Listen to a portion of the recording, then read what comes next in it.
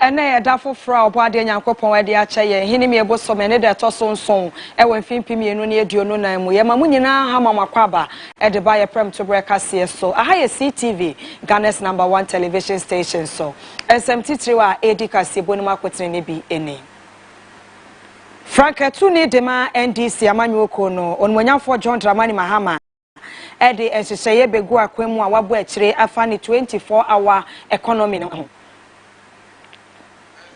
Galamse hu sansam a yeguso a ye ka se ese yensu wensuwa ene obo ade ne pa hodo a wode akyeye no enne dei etiwa ne mpata munya asem ketwa awrade amfa fi a wanhwe amanfo beto sachet water no mode anu aduane adware amanone ensemu so ye ba kogina e wo DR Congo mine emo mpox ya de aba ene etwe amanfo ekwase edu ni nti wo mudi enu aba wo mudi bedi beju jumana etumi aboa aso ano kakra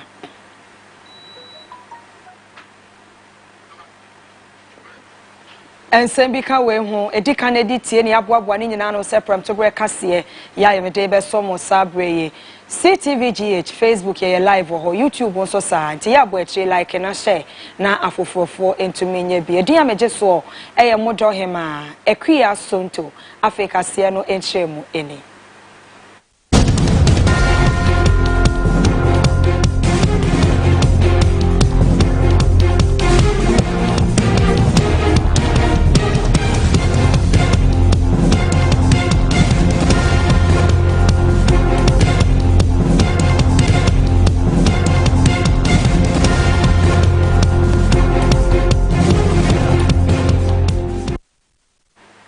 Yeshen samna se ede amamu Africa tuni ede ma NDC amanyoko no His Excellency John Dramani Mahama ede enchechemu a efa ne 24-hour economy a wosre Ghana de se wo munyina so ento abama no na wo fambro man Ghana mu se betumi aboa ama enwumati atese na eyi ekombra ne ede afri ho no wetumura tresie na ehyehyeye bata ho no eni Ezu, we're going to come with a 24-hour economy policy which is going to allow businesses to run more than 8 hours a day.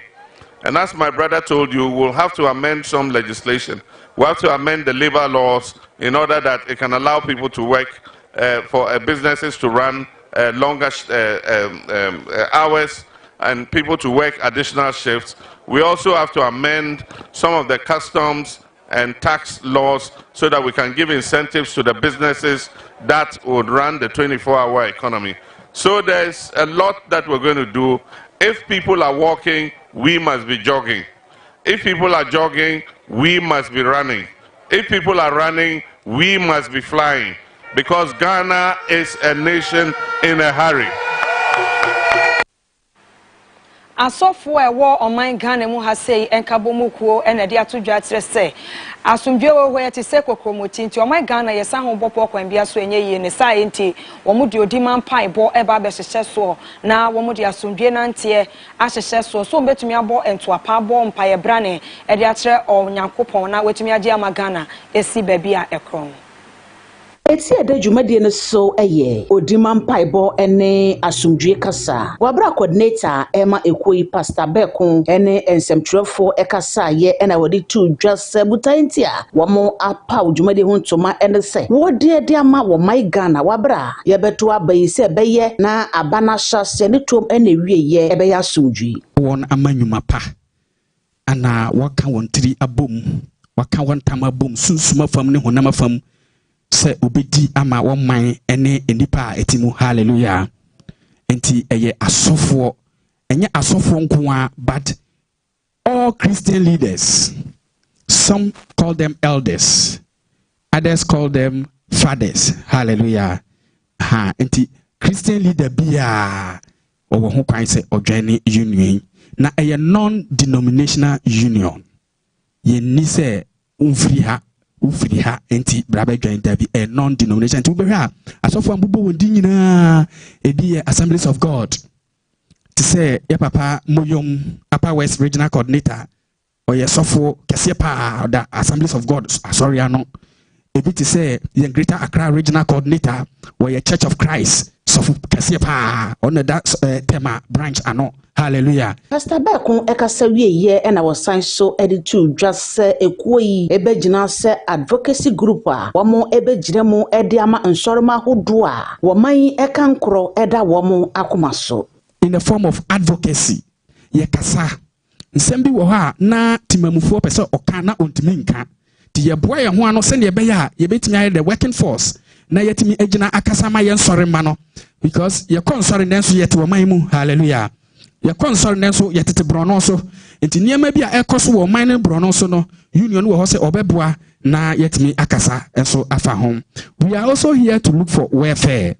Ye hu say teachers association ewo one union a wasisi one adan, in fact a body, a union body a teacher for no ho ban ye will be sa ye wo Akua nurses council almost wo mo de but Ghana Pastors Union sheda ye ni union a ye beka say eye aban de to me bi atachire a etimi ebo asofo ho ban ehwe won welfare and say niema bi ekoso a obetimi akasa anase asorietia nti o ho say ye be the welfare of pastors na ye the legal side. Hallelujah.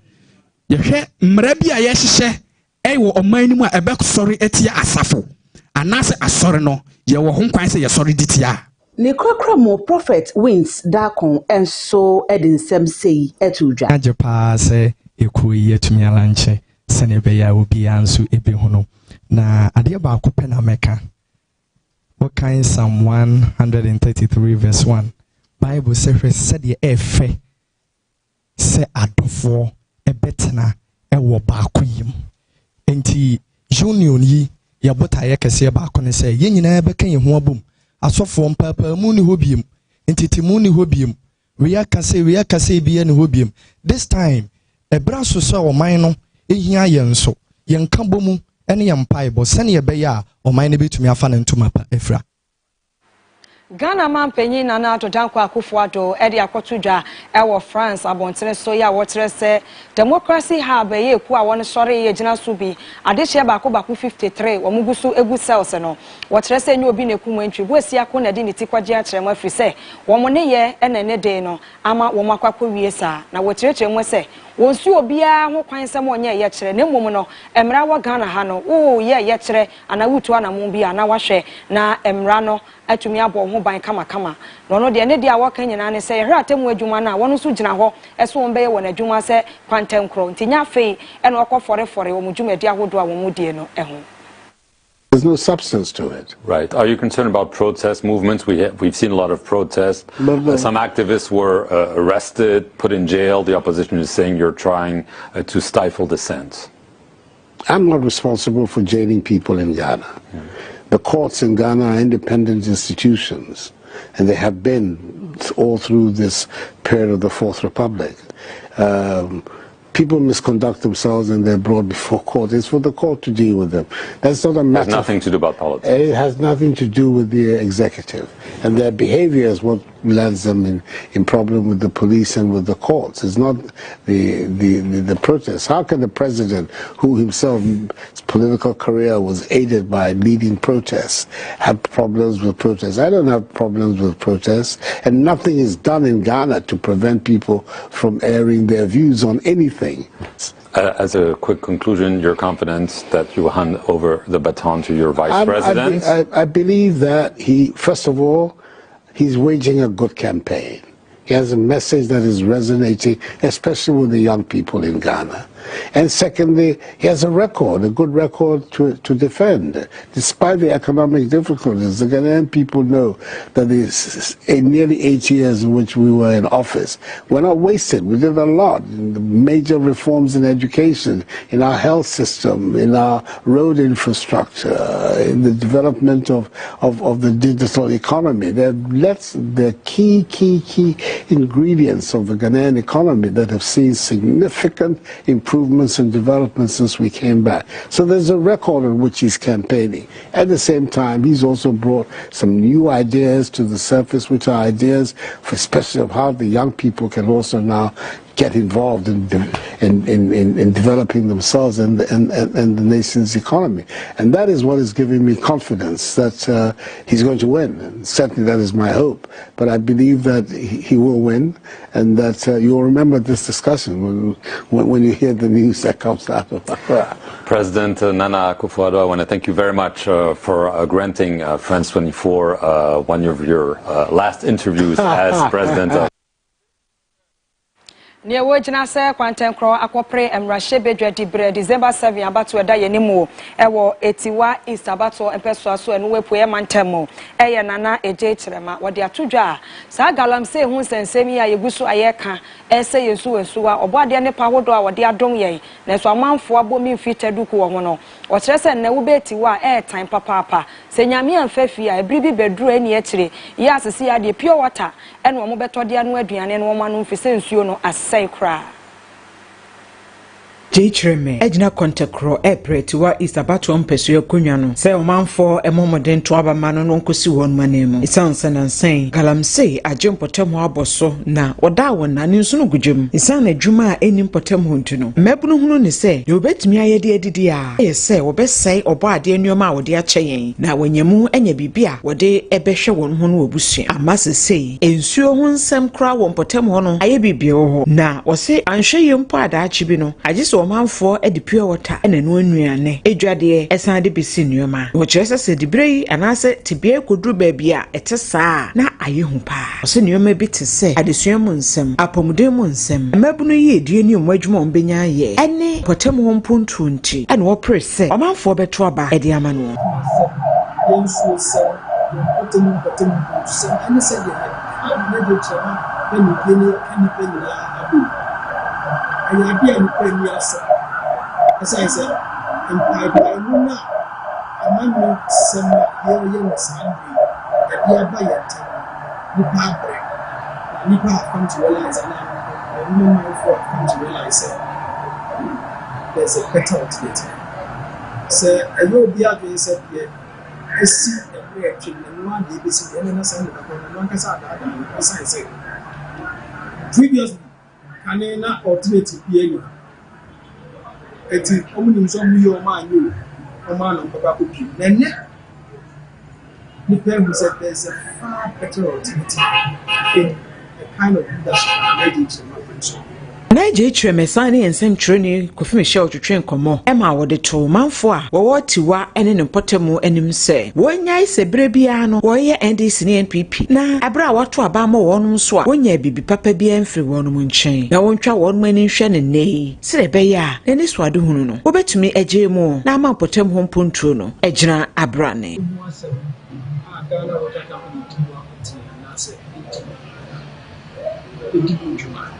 Now, prior to that, then there's a reason in just serving of evidence. Now,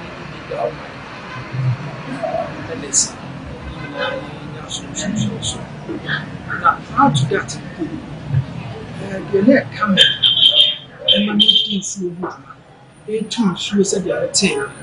It's the fact that say the leadership standard that you want. And yet, mediocre, very low standards. To the point that you would say a normal, and I'm paying for it. So, you would say a normal, say you are bad, I am mammy, and the back at business with tissue. We're trapped by tinting a percentage. Etwa is manfo binom so ene ensem twere ne twetwe nkomo kyere mpunto dwuma ahodo a wura no aye nti ogina so ato abama no me de me woni say ene power na naje then na naje person obo ayuti anything na me do that and a second you are my family member then at your and I do food your function you anything na me na naje your pa be do okra na nsuo kra wo be no na ho ade na na de tumi boa na ma wo mu so e na nsuo no ye ko enyiram ha ye ya aye ona boa wo ti susisi ne kwa ho pe enso so omu hinya nsuo a wo sen ko boa mu so amo mu na na de ene wo ko mu na se omu bi no omu su tu na nim na ma na de boa wo mu ti se nipa we e wo ho no ma na wo se ye gina ti ti se wo ma ba mu kra no dumadia wo die no Atiwa is the whole Atiwa is me who say biesida. Osoafo a wɔhwɛ yɛn kita hodie ho sensɛm so no no kuro ya sengyina SM Rahye bedwani ma amanfo a wɔnom wɔ Ablekuma West abato mpɛso so ɛyɛ maame Esla owusu ekufo wɔde atodwa a wɔtrɛ sɛ mampanyin na nadodanko akufo ado wabɔ ne ho modern pa ɛwɔ na memobre ɛwɔ man Ghana emu ne yɛ kabi mame kabi mu na wɔtretre mu a wɔse mampanyin na nadodanko akufo ado yi obi a wɔka no korɛ pa wɔntoto ne no krase ɛwɔ bibibia ho ɛno ka ho na man Ghana etumi edu empempen so yi. We'll be commissioning the 40-bed hospital next month or this month. Yeah, well, October until next month near November. Okay. The agenda 111, our 100-bed municipal hospital is also ongoing. If you go to Ebenezer Senior High School, you will see that Nana Dodanko Akufo-Addo's not just a promise, he is a promise keeper. He is actually doing it.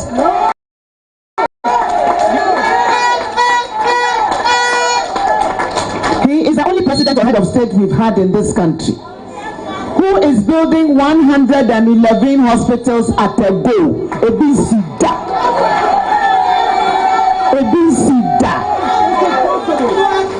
It is possible and we are doing it. Ameke wonye wofe won fail. Deyaka wobafe won fail. No, for the naysayers, go to Ebenezer Senior High School. You will see 3 contractors on site working to build our Agenda 111 hospital. Some of these Agenda 111 hospitals are going to be commissioned very soon. We've just started our own. We want to see it completed, so that our own Ablekuma West Kolebu will be here for us. And we don't need to go anywhere for any medical services that we need. If we don't break the 8, they will never continue with that hospital. So if you want your hospital, vote number 1 to break the 8 for us to get the hospital. Where projects which President Kufuor started were left in the bush, it's Nana Akufo-Addo who came to complete it. We don't want that to happen to our Agenda 111 hospital. So we will vote wisely. As for us in Ablekuma West, if I say I'm going to talk about the things we have done, we will not leave here today. So we've spoken about education. But please, if you haven't distributed the booklets and the leaflets, let everybody here see it. Ours is not a green book. You too see ni achire wase.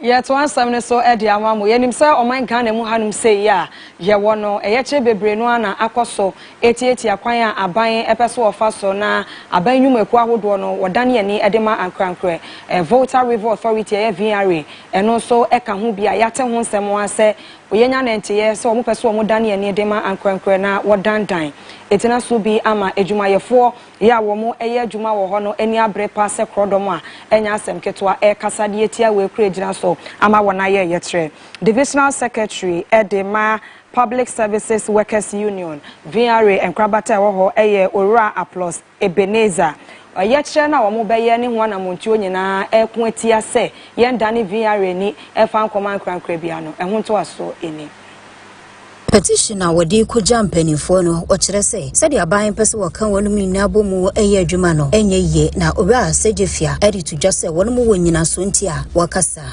push home for our demand or that which we tabled before the minister yesterday. That is what we are fighting for. What did you put before the minister? Yeah, we presented a petition to them. It went to cabinet. It went to parliament, speaker of parliament, and all the top executives. And our petition is simple: that we had chance to happen to get cabinet member, of which they are saying that they want to merge UCG together with NETCO and then VRA with we, and then the thermal plants to stand on its own. And we are saying that it is never going to happen. Look, let me tell you, when people are on the foot and they are playing football, you will be shouting, Pasia Akua, why didn't you play the ball like this? But when they put you there, you cannot play. We are simply saying that we are in the sector and we know what is going on. So somebody cannot sit outside and give commentary to what we are saying. So we are saying that it will not happen today, we will not allow it tomorrow. We do not have guns, we do not have anything. But all that we are saying that we will not allow it to happen. We will drum home every 12 o'clock midnight, every 12 o'clock noon, instead of using our afternoon mail to somebody for Kenyans to hear us. We are serious. And which way or Tunsa Edia from Memuni Nasa Wanta Wichi, Ewon Kudia Woko, Ede Ajiviari, Ediesi Hono Sanse, Viari, Eke Juma, a year Ghana Mampenu Dikai, Dr. Kwame Nkrumah, Ede Ebaya Nasa Wonuankasa, Ebrini Mujeni, Esi, and Tisa buying Epeso Wakawalumni Nabomunity, Ebeha Jenipa. Was that even they even started some process of going to withdraw the bill. Therefore, he will make sure that the bill is withdrawn, and he is appealing to us for us not to be demonstrating and stuff like that, and that he is on top of issue. And my brother, they gave me evidence. You know them, if you claim you have impregnated a lady, let's see the pregnancy. You understand me? As we speak to you now, via the bills that we give to ECG, 180 million Ghana cedis every month. They pay only 30 million to us. Can this be done to IPPs? IPPs, if even they don't produce power, they don't generate power. They are paid. They are paid. They are paid. And your own country, your own what belongs to you, are destroying it.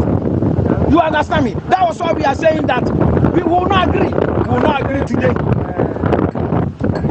You see? Any final message? Yeah, the final message we are giving is that the public should back us. They should not think that we are fighting for our selfish interests. Let me tell you, when this terminal gets into the hands of individuals, my brother, be assured we cannot pay the light bill. Even as you look at how hard the economy is, everything is in Yama, everything is Basa. What makes you think that we will be able to pay our light bill? We will not be able to pay. I, for instance, paid like 1,000 cedis every month. When it gets to the hands of private man, we could double. And where do you expect me to get the money from? Instead of creating jobs for the youth, we are all interested in destroying that way Kwame Nkrumah left down. And when they say you don't respect, bring evidence, do that. If I am going to steal, will I send my ID card? Or will I tell the person I am come to steal from that? The Coca move Viare, Ejuma Fui, Etrese, a buying so a person will come Mubomono, a bayanko, when you need infant fees, I didn't know Nemono, one shall swap a menuma, Ebuso, Nafi, why you put to Numa Bebrina, a woman ganim. Ye dwedi emu nsem na ayeto aso amamo.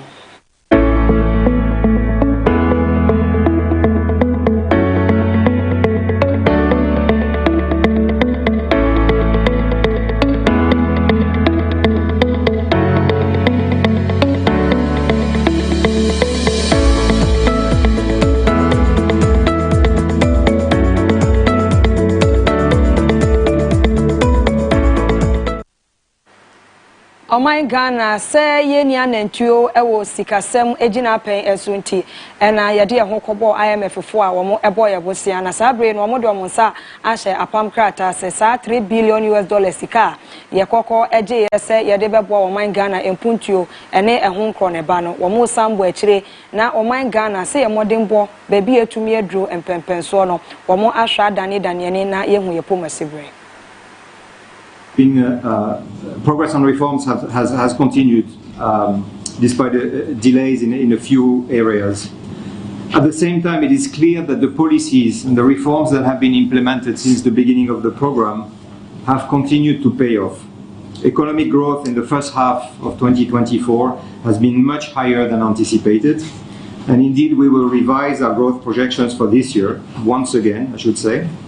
Inflation has continued to decline. Fiscal adjustment is on track to meet the end-year fiscal targets. Remember that the government is targeting a primary surplus of 0.5% of GDP this year. The external position has continued to improve, with rapid accumulation of international reserves by the Bank of Ghana. And indeed, the Bank of Ghana has been outperforming the program objectives on that front. Financial stability has been maintained, and the authorities are committed to continue addressing the impact of the domestic debt exchange on financial institutions going forward. The key objective of the program is to restore macroeconomic stability and debt sustainability, build resilience through the implementation of ambitious and wide-ranging structural reforms, and lay the foundations for a stronger and more inclusive growth, whilst protecting the poor and the vulnerable. At the end of the third review mission, the IMF staff concluded that the Republic is on course to meeting all the 6 quantitative performance criteria and the 4 indicative targets under the program. Ladies and gentlemen, I would like to add that this is the first time Ghana will be meeting all the indicative targets in a review. We've outperformed the inflation target set under the program, and we are meeting almost all the structural benchmarks that were due by end September 2024. We expect the IMF Executive Board to meet on Ghana's 3rd review in the first week of December or the last week of November, with an immediate release of the 4th tranche of $360 million upon successful conclusion of the review at the board level. This will bring the total disbursement under the program to $1.9 billion United States dollars. Yadiamano Samoto aso amam.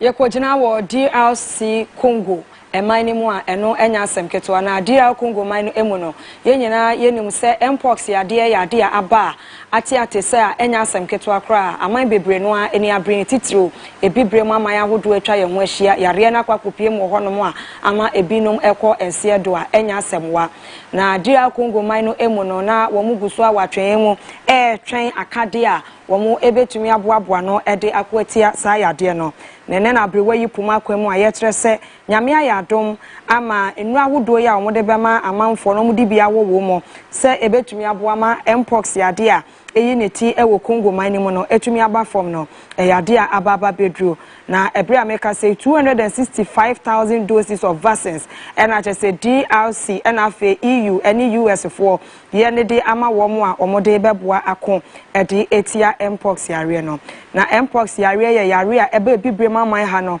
amanfo bebre no aneguso a ewu wo ho a ejina so World Health Organization for any abre ese wo so obi bia ejina ne nanso na ye kan bom epe edura hodo ye de be ma amanfo na yetumi ede akon etia sa yare no nti eja abo anya ba bedru ewo Congo mine mu asabre no mo vaccines no ayedwe amanfo benya so mfaso se be ya mpox yare no entwe amanfo enko ensiedo na nipa dodo ewu kra de omobu 850 ya we ababe ya rehosem ewa frase mu ewo Congo mine mu nti enya ade omo hwe kwan se bibi ati se no omo pese esensi biom ne se nti ena hyehyeye omo de egu akwam no etumi aso abapa abo amene omo nya nnuro ama amanfo kwa akwo bie na omo de akon atia mpox yare no